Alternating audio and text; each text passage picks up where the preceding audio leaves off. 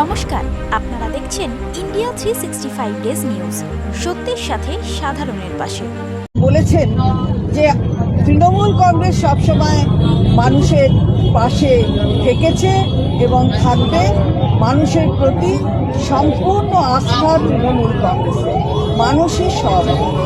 এছাড়া আমাদের ইতিমধ্যে অনেকে ছেড়ে চলে গেছেন, অর্থাৎ এই জগৎ ছেড়ে চলে গেছেন। যারা চলে গেছেন তাদের প্রতি পরম শ্রদ্ধা জ্ঞাপন করেছেন আমাদের মাননীয় চেয়ারপারসন এবং তার সঙ্গে সম্পূর্ণভাবে শ্রদ্ধা প্রকাশ করেছেন কর্মসমিতির বাকি সদস্যরা যারা আজকে উপস্থিত ছিলেন। এরপর আমাদের নতুন সংযোজন হয়েছে কর্মসমিতিতে। সংযোজনে রয়েছেন বিমান বন্দ্যোপাধ্যায়, ডক্টর মানস ভূঁইয়া, মালা রায়, কল্যাণ বন্দ্যোপাধ্যায় এবং জাভেদ খান। এই পাঁচজন নতুন সংযোজন হয়েছেন। হ্যাঁ, নিশ্চয়ই। এটা হলো বিমান বন্দ্যোপাধ্যায়, ডক্টর মানস ভূঁইয়া, মালা রায়, কল্যাণ বন্দ্যোপাধ্যায় এবং জাভেদ খান। আমাদের 3টি ডিসিপ্লিনারি কমিটি হয়েছে, যার প্রথমটির কথা আপনাদের বলি আগে।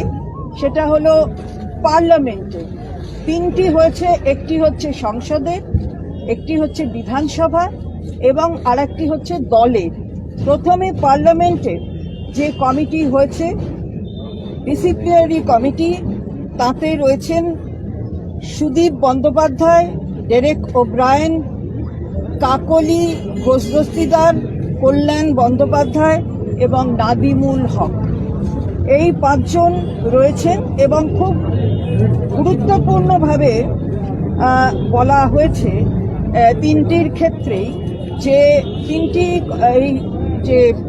আমাদের এই কমিটিগুলো তৈরি হয়েছে, 3টির ক্ষেত্রেই খুব জোরদার ভাবে বলা হয়েছে যে কোনো শো কজ নোটিশ যদি কোনো পার্টি বিরোধী কাজের জন্য দেওয়া হয় কোনো সদস্য অথবা সদস্যকে, তাহলে তার উত্তর তাকে দিতে হবে এবং পরপর 3টি যদি এরকম শো কজ নোটিশ যায় তাহলে সেই সদস্য অথবা সদস্যা সাসপেন্ডেড হবে। অর্থাৎ এটা আমি পার্লামেন্ট বললাম, কিন্তু এই নিয়ম সকলের ক্ষেত্রেই আছে। এরপর আমি বলছি পার্টি অর্থাৎ দলীয় স্তরে যারা এই ডিসিপ্লিনারি কমিটিতে আছেন তারা হলেন সুব্রত বক্সি, অরূপ বিশ্বাস, ফিরাদ হাকিম, সুজিত বোস, চন্দ্রিমা ভট্টাচার্য। এই 5জন এই পার্টির ডিসিপ্লিনারি যে কমিটি তাতে রয়েছেন। এবং যেটা অ্যাসেম্বলির কমিটি অর্থাৎ বিধানসভার ডিসিপ্লিনারি কমিটি, তাতে রয়েছেন শোভনদেব চট্টোপাধ্যায়, নির্মল ঘোষ, দেবাশিস কুমার, অরূপ বিশ্বাস, ফিরাদ হাকিম, চন্দ্রিমা ভট্টাচার্য। এবং আগেই যেমন বলেছি 3টি এই ডিসিপ্লিনারি কমিটির ক্ষেত্রে কিন্তু এগুলো প্রযোজ্য। অর্থাৎ শো কজ নোটিশ যদি যায় কোনো সদস্য অথবা সদস্যার কাছে, তাহলে 3টি শো কজ নোটিশে যদি উপযুক্ত জবাব না পাওয়া যায় তাহলে তাদের সাসপেন্ড করবে পার্টি। এটা খুব গুরুত্বের সঙ্গে পার্টি বিবেচনা করে এই ডিসিশন অর্থাৎ আজকে কর্মসমিতির এই বৈঠক থেকে এই সিদ্ধান্ত নেওয়া হয়েছে। এবারে পার্টিটা বেঙ্গলের সুব্রত বক্সি, অরূপ বিশ্বাস, ফিরাদ হাকিম, সুজিত বোস এবং চন্দ্রিমা ভট্টাচার্য। এটা ডিসিপ্লিনারি কমিটি।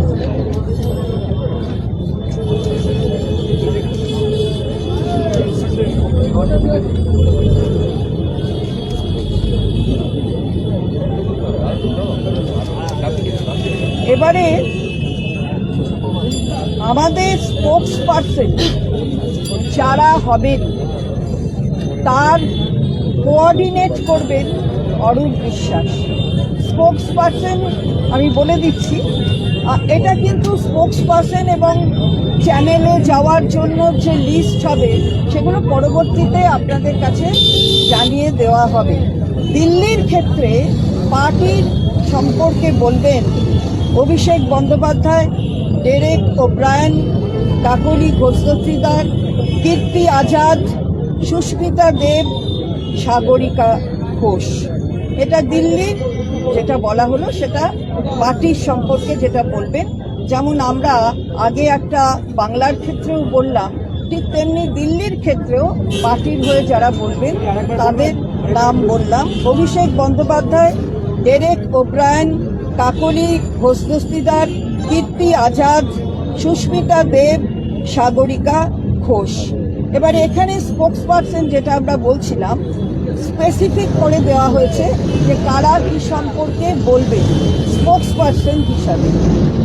যেমন যদি অর্থনৈতিক কিছু হয়, অর্থাৎ ফিনান্স সম্পর্কে, সেটা বলবেন ডক্টর অমিত মিত্র, চন্দ্রিমা ভট্টাচার্য।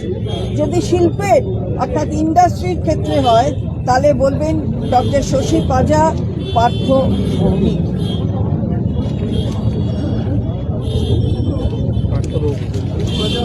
পার্থ ভৌমিক।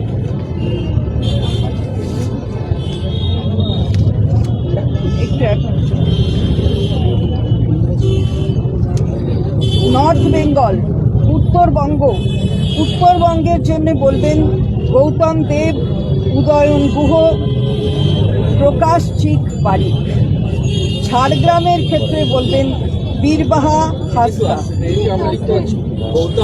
গৌতম দেব, উদয়ন গুহ, প্রকাশ চিক বারিক। ঝাড়গ্রামের ক্ষেত্রে বলবেন বীরবাহা হাসদা। চা বাগানের ক্ষেত্রে বলবেন মলয় ঘটক।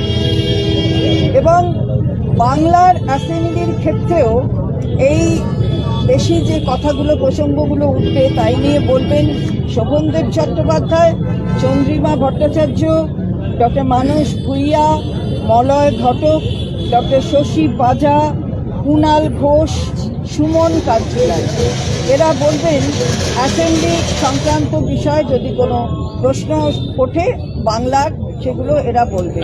আমি আবারও শোভনদেব চট্টোপাধ্যায়, চন্দ্রিমা ভট্টাচার্য, ডক্টর মানস ভূঁইয়া, মলয় ঘটক, ডক্টর শশী পাজা, কুণাল ঘোষ, সুমন কাঞ্জিলাল। আমি আবারও বলছি যে সার্বিকভাবে যে টিভি চ্যানেলে যাওয়ার লিস্টগুলো স্পোক্সপারসন কারা, সেইভাবে স্পোক্সপারসন নয় এই প্যানেল, সেগুলো আপনাদের কাছে পরে লিস্ট পাবলিশ করে আপনাদের যথাযথ সময় জানিয়ে দেওয়া হবে, এটাই বৈঠকে সিদ্ধান্ত হয়েছে। এবার আমাদের খুব গুরুত্বপূর্ণ কিছু কর্মসূচি আমাদের মাননীয় চেয়ারপারসন দিয়েছেন। এটা হচ্ছে জেলায় জেলায় তৃণমূল কংগ্রেসের ইতিহাস। সেই ইতিহাস নিয়ে কিন্তু আমাদের কর্মীদের আরো অবহিত করতে হবে, তারা সেই ইতিহাস জানবেন এবং মানুষের কাছে পৌঁছবেন। তৃণমূল কংগ্রেসের ইতিহাস এটা এমনি হঠাৎ ৯৮ সালে তৈরি হয়েছে তা নয়। তৃণমূল কংগ্রেস নেত্রী সারা জীবন দিয়ে তিনি যে ইতিহাসটা তৈরি করেছেন, সেই ইতিহাসের প্রতিফলন হয়েছে ৯৮ সালে নতুন একটা দল গঠন করে। এবং তারপর এই ইতিহাসটা জানতে হবে। অনেকে নবীন প্রজন্মের যারা রয়েছেন তারা হয়তো সেই ইতিহাসটা অনেক সময় তাদের গোচরে থাকে না, তো সেইগুলো যাতে আরো বেশি তাদের কাছে পৌঁছে দেওয়া যায়, তাদের মাধ্যমে এবং অন্যদের সকলে যারা অভিজ্ঞ তাদেরও মাধ্যমে মানুষের কাছে পৌঁছয়, সেদিকে জেলায় নজর রাখতে বলা হয়েছে।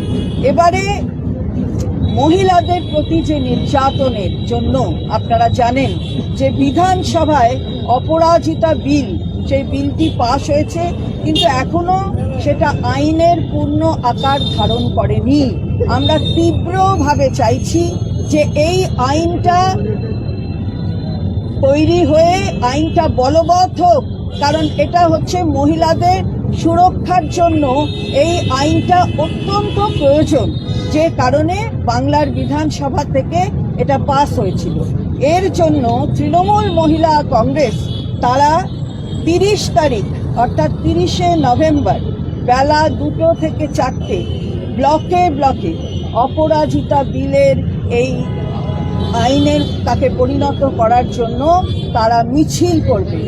30শে নভেম্বর তারা মিছিল করবে 2টো থেকে 4টে, এবং তারপরের দিনও 1 ডিসেম্বর তারা জায়গায় জায়গায় ওই 2টো থেকে 4টেই এই জায়গাগুলোতেই যেখানে মিছিল হয়েছে তাদের জেলার অন্যত্র ব্লকগুলো, অন্য ব্লকের অন্য জায়গায়, সব ব্লকেতে তারা ধর্ণা করবেন, মিটিং করবেন। 2টো থেকে 4টে ধর্ণা, তার মধ্যে দিয়েই তাদের বক্তব্য রাখবেন।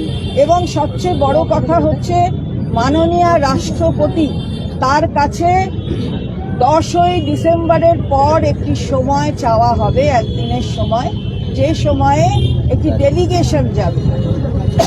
একটা 15 জনের মহিলা ডেলিগেশন যাবে মাননীয় রাষ্ট্রপতির কাছে, যার মধ্যে 5 জন মহিলা এমএলএ মিনিস্টার থাকবেন এবং 10 জন মহিলা এমপি থাকবে।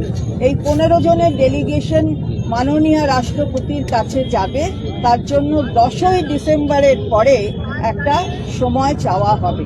এটা যেমন প্রথম পর্যায়ে একটি কর্মসূচি, সে কথা বলেছেন মাননীয় নেত্রী আমাদের, এবং এই বৈঠকে সিদ্ধান্ত হয়েছে। এরপর আরেকটি কর্মসূচি নেওয়া হবে, যার তারিখ